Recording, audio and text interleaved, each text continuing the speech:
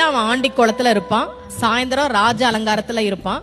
காலையில நீங்க வாழ்க்கையில எதுவுமே இல்லாம அவன் முன்னாடி போய் நின்னாலும் அன்றைக்கு மாலைக்குள்ளேயே உங்கள் வாழ்க்கையில் அவன் ஒரு மிகப்பெரிய மாற்றத்தை நிகழ்த்தி காட்டுவான் அப்படின்றதா ராஜ அலங்காரம். இந்த பழனிய பத்தி சொல்லணும்.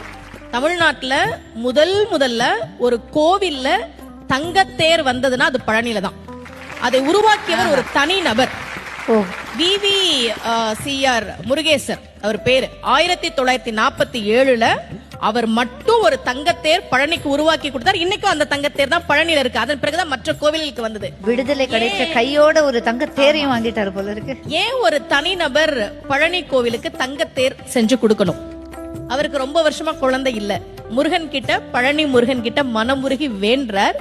இரட்டை ஆண் குழந்தை பிறந்ததால் நன்றி கடனாக அதை கொடுத்தார். அப்போ முருகன் கிட்ட நாம ஒரு விஷயம் கேட்டா கேட்டதை விட அதிகமாக